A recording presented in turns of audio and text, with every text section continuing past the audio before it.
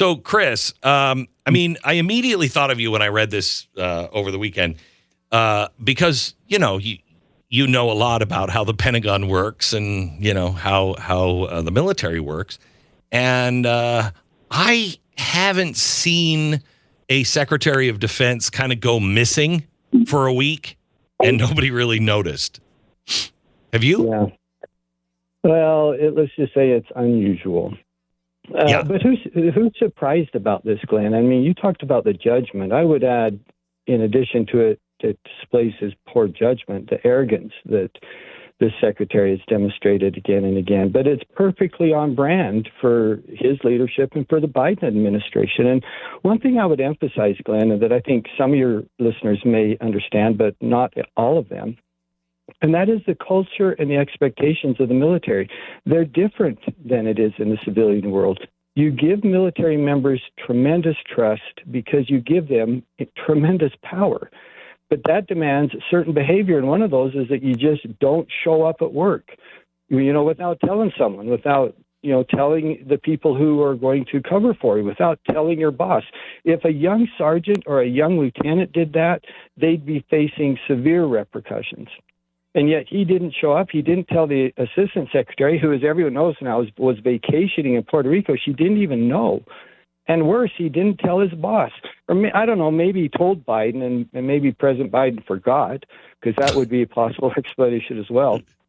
But it's just so outside the norms of what you would expect from any responsible person, let alone, for heaven's sakes, the Secretary of Defense. Well, we are currently... shooting down like they're clay pigeons, missiles from, the Houthis and the Iran proxies. I mean, our ships are kind of busy right now.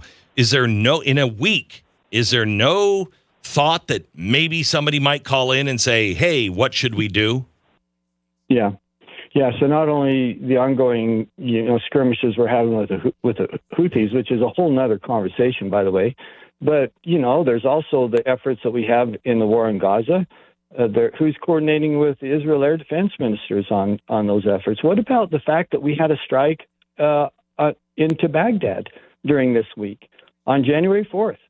Who coordinated that? That's the kind of thing that if you're going to strike in Baghdad, my understanding was that the Secretary of Defense would be the final arbiter for that decision and as a minimum would have been informed on it. And apparently that didn't happen. These are the kinds of things that you have to have leadership from inside the Pentagon, and it turns out that just simply wasn't happening. And by the way, Glenn, if you'll allow me, that's not the first time, because I've said the Secretary should resign immediately after the debacle in Afghanistan, after the China balloon. The fact that we have not met our recruiting goals, all of these things fall on his shoulders. He should have resigned 2 years ago.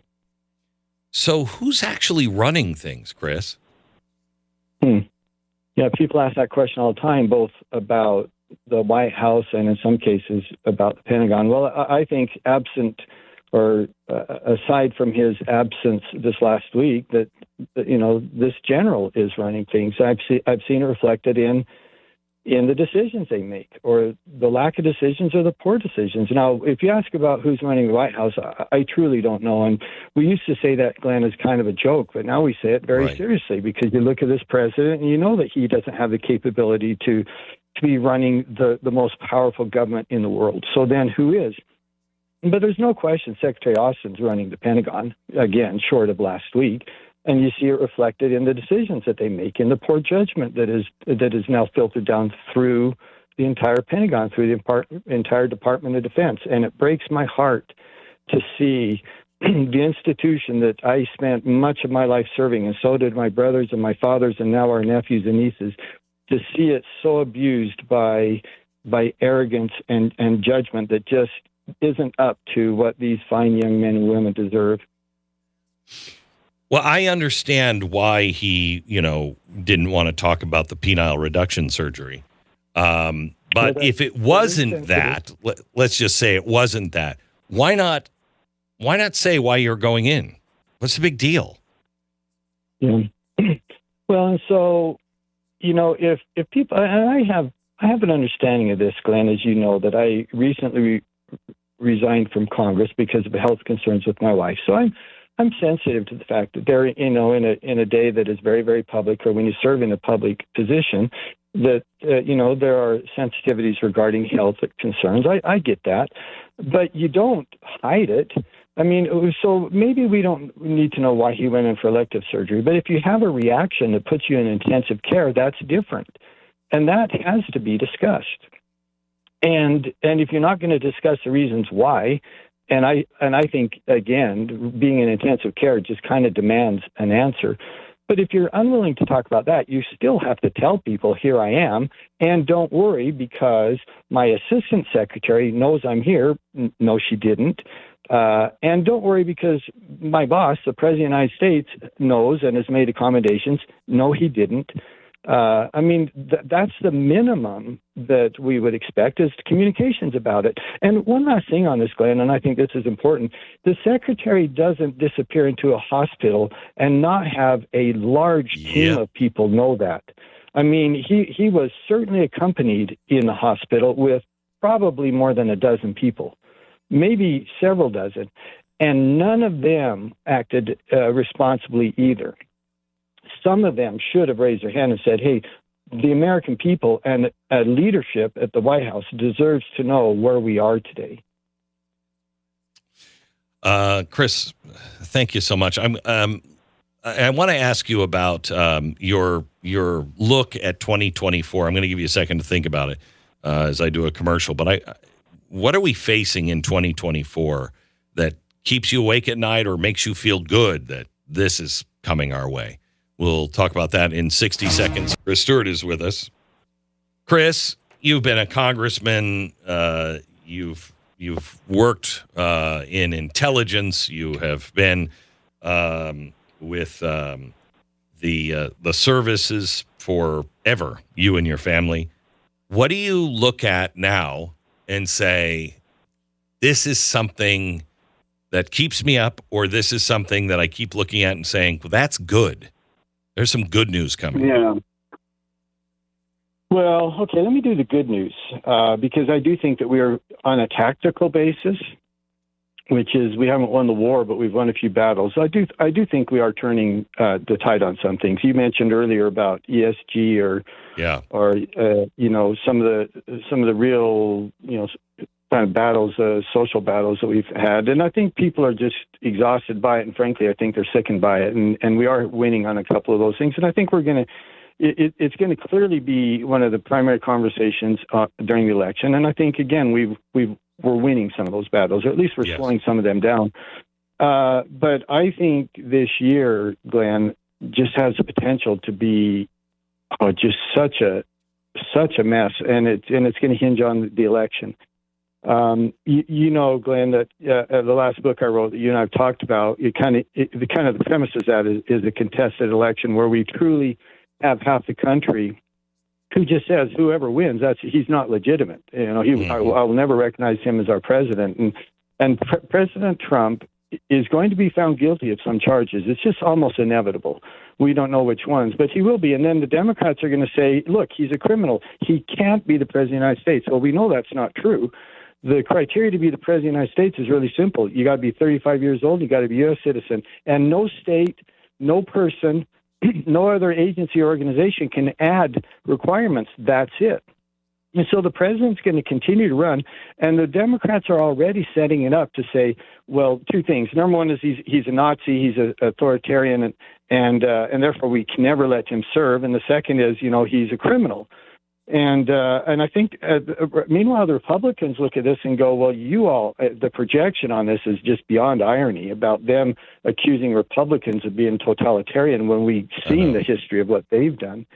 And I just plan about the election this year. I worry about the chaos and the riots. I think it's going to make 2020 look like a garden party, or at least potentially could. And then ultimately, putting us in a place where there's actual real uncertainty about who is the president. And I don't know how our country walks through that without some just real pain. And deep, deep scars. That would destabilize. I mean, if we were going through that, if I were China, I'd go into Taiwan right away. Yeah. Because we would just not have the capability. So you'd lose that. Any of the bad guys just come after us. I mean, we're entering that time I talked about in 2008, where all of our enemies will see that we are so weakened that without coordination, they'll just all look at each other and go, now, go, go, go, go, go. Yeah. 100%. 100%. That's a great fear. And you have to recognize that these leaders do watch what's happening internally, and they do take measure of that. It is part of their dynamic. How will the U.S. respond? And how are they going to respond if they're divided or if they're chaotic or if there's uncertainty about who the actual president is? And by the way, the American people will be exhausted by this effort as well, and it's much harder for them to say, well, okay, while we're in the midst of all this, yeah, let's go ahead and intervene in a war in the South China Sea. And here's something else to keep in mind with that, Glenn, that's really important. Most of the wars that we've been involved with for the last generation, very little sacrifice for most Americans. Now, for those people serving, it's incredible sacrifice, but most Americans, it's not. But a war with China, if for no other reason than this, the best analysis shows a 9% reduction in GDP from a war in the South China Sea. To give that some measure, there was a 7% reduction during the Great Depression. Every one of us will feel it if we have a war with China. And it won't be the kind of thing where we think, gosh, I pray for our soldiers because they're over there fighting a war. Every one of us will be praying intensely because every one of us will be affected by it. There's no way we could go in and protect Taiwan at this point, is there? Yeah, there actually is, Glenn. I mean, it's very, very difficult. I mean, the hope is that we can manage a deterrence, which would, convince China it's just not worth the cost, which is, of course, what we're trying to do now. But, if you think that, or someone who would suppose, well, Taiwan won't be nearly destroyed in the effort. And as an example of that, some of these exquisite chip manufacturers where the world relies on them, they are placed in a position geographically where the focus of the war will be. There's very little chance that they would survive unharmed. And so when you say, well, can we really go in and protect Taiwan? Yeah, we can probably protect the island from being actually militarily taken over, but it's going to come at a real cost. What happens if you lose those chip plants? What's the world look like? Well, it's very, very different, obviously. I mean, because those are used not just in our products, they're used primarily in the manufacturing of, millions of products. So that's one of the reasons that you get this 9% reduction in GDP. And it's not just the U.S., it's globally that has that impact. And it takes years to build that. I mean, it would take 10 years for us to build up that capacity that we would lose.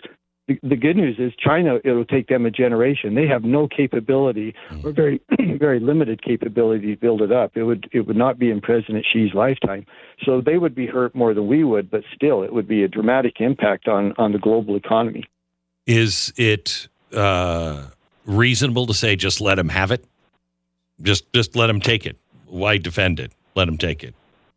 Yeah, they control all of those chips, those chip plants. Yeah. Some people argue that, and the interesting thing, too, Glenn, is that we're going to see what Taiwan thinks next week because they're going to have their election, and there are different views on that. If you do polling in Taiwan, there's a number of them, about 30% of them, who say, yeah, let's just go to China. It's not that big of a deal. I think it'd be a catastrophe for us to let that happen, though. Yeah. Chris, thank you so much.